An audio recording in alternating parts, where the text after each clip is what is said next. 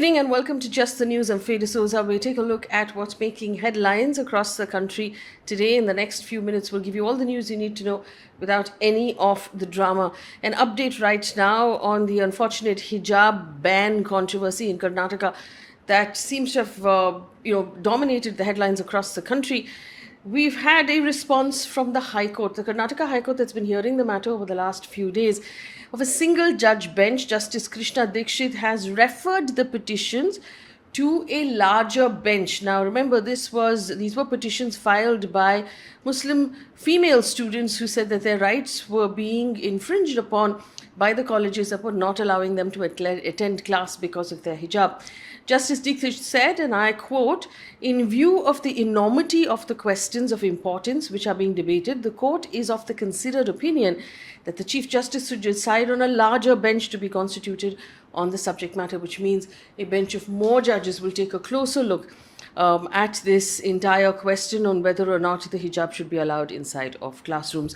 The bench was also of the view that there would be no interim relief provided to the petitioners in the meantime. Now, this actually puts the whole thing in a flux because, as you'll remember, the colleges were waiting for the High Court to give direction, and in the meantime, the students were not being allowed to attend any class at all.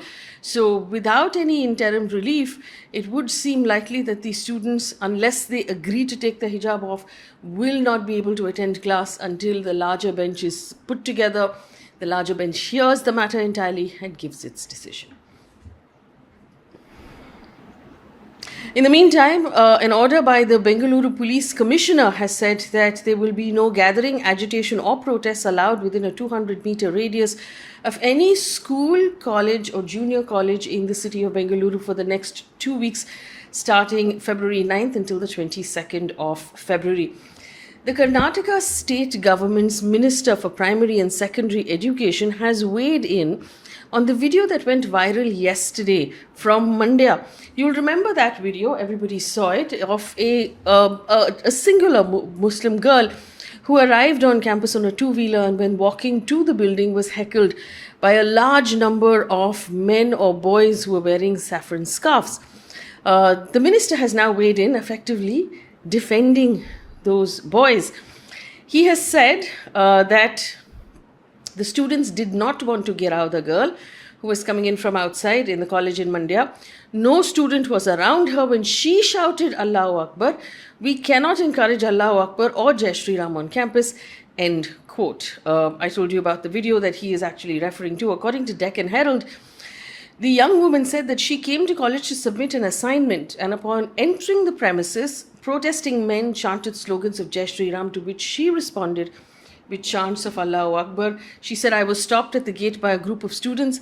They asked me to enter college without burqa, else go back home." She resisted, she said, and she also said that 90% of those hecklers were not students from her college. In other information coming in from Parliament, and this is unfortunate information, also we must put out a trigger warning on this information before we go any further. Some of our viewers who are already in distress might find the information a little distressing. The central government has informed Lok Sabha today that over 17,000 farmers died by suicide across the country between the years of 2018 and 2020. This number is very high. But there's another number that's even higher and that's even worse. The centre informed Rajya Sabha that over 25,000 Indians have died by suicide either because of unemployment or indebtedness. Basically, they weren't able to pay off their loans between the same period of 2018 and 2020. As many as 9,140 people died of suicide due to unemployment, 16,000 people due to bankruptcy and indebtedness during the same time period. According to the data, suicide among the unemployed have been increasing and have been the highest in the pandemic year of 2020. In 2018 and 2019, it was a little over 2,000. Combined with the farmer suicides, this actually is a very telling sign of how grave the situation is with our economy, especially for those people running small businesses at this time. We hope they find relief. The High Commission of India at Canada at Ottawa has issued an advisory to Indian citizens in Canada, those who are planning to travel to Canada, to exercise a high degree of caution and remain alert. This comes in the middle of protests, as we've been telling you, of truckers in Canada, in Ottawa and other cities, about the COVID vaccine mandates. To give you context, again, this is called the Freedom Convoy. There was a rule made in Canada that any trucker who wished to cross the border into the US or from the US into Canada would have to be fully vaccinated. There was a protest that began with just truckers, and it has now the protest is spread across most of Canada. Most of them are asking for these rules, these specific COVID rules, to be removed altogether. And a piece of positive news before we leave you for today. Indian documentary feature called Writing with Fire, directed by Rintu Thomas and Shushmit Ghosh, has made it to the final list of nominations for the Oscars of 2022 for Best Documentary Feature category. This is the first all-India independent production to make it to the final nomination category. In December, it made it to the Oscars shortlist among 15 films. The documentary tells the story of the women behind Khabar Lahariya, India's only newsroom to be run entirely by Dalit women, who write stories about victims of caste, about gender violence, about police atrocities, using their smartphones mostly.